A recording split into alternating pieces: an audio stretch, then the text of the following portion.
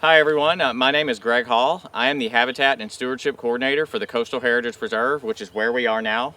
This is the native plant nursery where I grow all the plants for the habitat restoration project that we are doing here that you're going to be a part of today.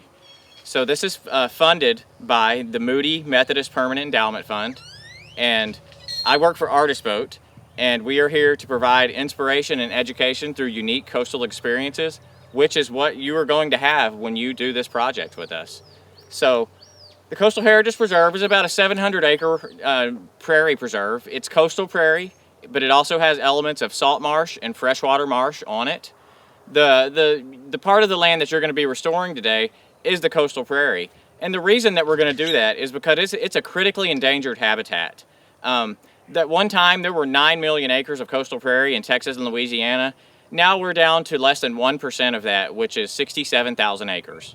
So to help the coastal prairie to recover from where it has been historically damaged by overgrazing by cattle, other types of farming and agriculture, fire suppression, other human development being the top thing there that it has been damaged by, what we're going to do is we're going to take these plants that you see here in the nursery. Some of the kids that are going to watch this have grown these plants in their schools. We're going to take those out into the prairie. We're going to plant them on pre-prepared plots of land. And the reason we're going to do that is to increase the biodiversity of the plant life on the preserve and try to bring it back into its original state that it was on before agriculture and human development came to this land. So it's really important that we do that because thousands upon thousands of species of plants, insects, animals, birds, all of those things exist here in this habitat. Without it, they have no place to go. So it is just really important that we conserve this land for those animals. So we're gonna at all times recommend that you socially distance from each other. That's both our recommendation and the CDC recommendation. So we need to remain 6 feet apart if at all possible. And definitely you're going to be socially distanced from the Artist Boat Adventure Leader who comes out to escort you out to the planting site and show you where tools and the plants are going to be at that you're going to be using. So the CDC also recommends that if you're in close quarters with other people, you wear masks and gloves. We'll be providing you with work gloves, which will be sanitized before and after you use them, but you're welcome to bring your own masks and nitrile gloves out here. We won't be providing those, but you are welcome to bring them. So the next thing that we're going to cover are the 3 E's of respect, and those are, the first E of the 3 E's of respect is each other.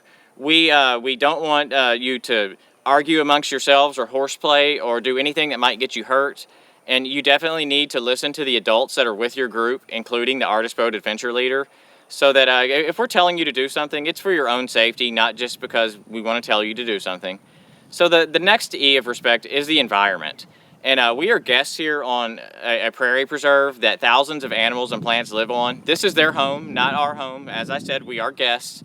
So we want to respect their home. We don't want to needlessly destroy plants. We don't want to needlessly kill anything unless it's maybe fire ants or mosquitoes that are biting us. We also do not want to leave our trash here. If you bring snacks or drinks or any of those things, please pack your trash out with you. We don't throw it away on site here because food trash attracts wild animals into our volunteer areas, and we don't really want that. We would like them to stay in their home out on the prairie, and we stay over here in the volunteer area. So the next E is the equipment. You're going to be loaned some things today, some tools, a shovel, some work gloves, the pots that the plants are in. We would like to get those back in as good of condition as possible. I know that normal wear and tear and accidents happen, but please be careful with our equipment. That way, when we get it back at the end of the day to sanitize all of it, it's still in good shape and usable by the next group that wants to come out. So now I'd just like to go over a few things that are gonna keep you safe while you're here on the preserve. This is a wild area of southeast Texas. There are many hazards here that probably the same ones you can find in your yard if you live here in Galveston.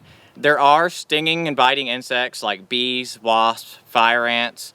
You do want to be very careful of those things out here. If you're standing around for any period of time, you might want to glance down at your feet and make sure you're not standing in ants because they all like to bite at the same time to let you know they're there. So you really got to be careful of that. Bees and wasps aren't generally a big problem out here. But, you just want to be aware they're out there and try to not let them land on you. So, all those things you can encounter right in your own backyard here in Galveston. So it shouldn't be too much of a surprise that you find them out here. So Another thing that you'll find out here a lot, especially in the areas that we mow for the restoration, are tripping hazards like vines and sometimes thorns. Be really careful of those, and we do recommend that you wear proper footwear. Please don't wear flip-flops or Crocs or any of those things out here to work, and try to wear long pants. That'd be ideal. It would keep you safe. Also, out here on the preserve, there are many different types of animals, almost none of which are dangerous to you. There are all kinds of mammals, raccoons, coyotes, nine-banded armadillos. Those things live out here, but they're generally going to stay away from groups of people. So you might see one at a distance, but it's not going to come bother you. Those types of things happening are very rare.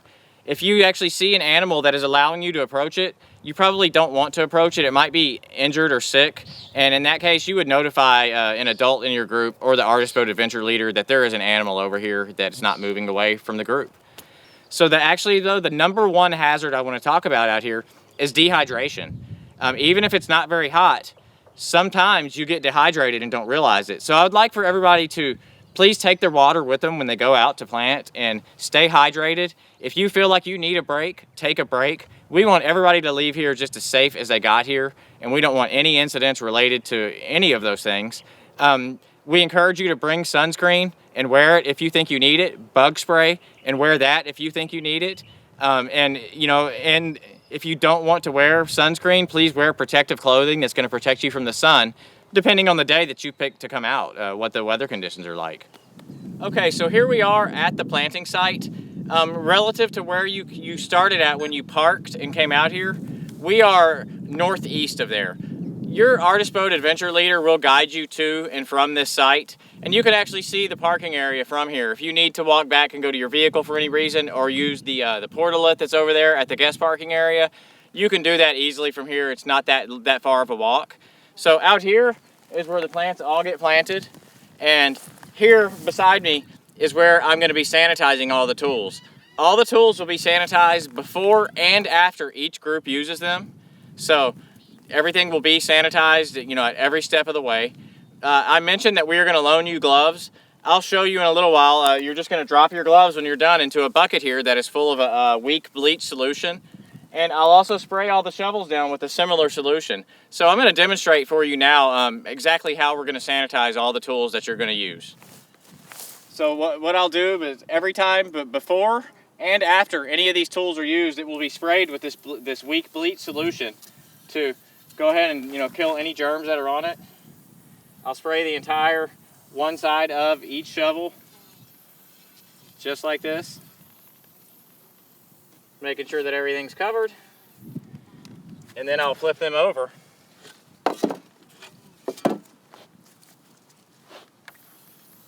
And I will spray the other side. And once again, this will be done before and after anybody uses any of the tools. And once you're done with your gloves, if these were a pair of work gloves, I would just drop them right here in this bucket where they will be cleaned and washed and hung out to dry, and then the next group will be able to use them later. Okay, so down this way and along the front here, there are 2 rows of flags on the ground. All of these flags are about 6 feet apart, which not only does that allow you to maintain your social distancing, but we plant our plants here for restoration on what are called 6-foot centers. That means every plant is 6 foot from the plant before it and the plant beside it. So the row of flags across the front is going to be where you start to plant, and the row of flags going this way is going to give you kind of a gauge to determine when where the 6-foot difference is for where you're going to plant your second plant. So I'm going to demonstrate that for you just to show you how that's going to work. So if I'm going to plant on this flag right here, this is where I start. I'm just going to pull that flag right out of the ground, and then I'm going to dig a hole that's appropriately sized for the plant that I'm planting. That is easy to do. Well, I know like a lot of people haven't actually used a shovel before, and even if you have, maybe you didn't necessarily use it for the purpose that we are today, digging specifically sized holes for these pots, but it's very easy to do. So to properly use a shovel, what you want to do is you want to rest it on the ground and put both hands on top. Then you're going to touch the back of the shovel with both of your feet.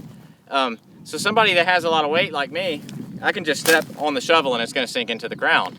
But if I was small, like say a 4th grader, I might have to put both feet against the back of the shovel and jump on top of it like that to get it to sink in the ground.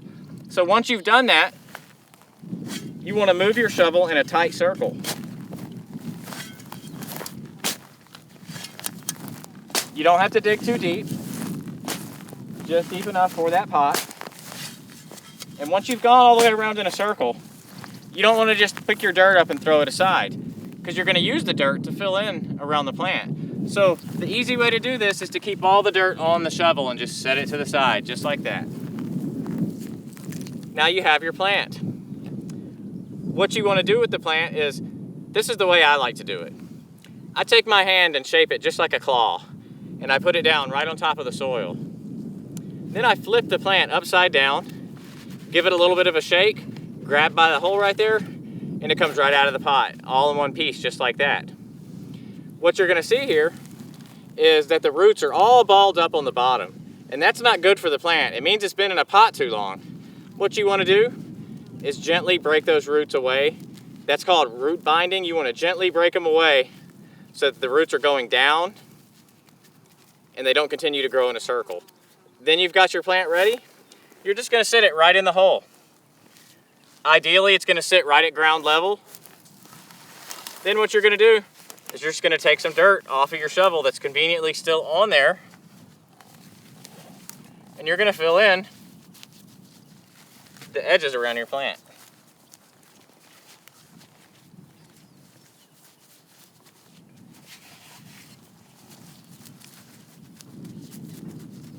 So now, you've completed one plant. There it is. That's just how it should be.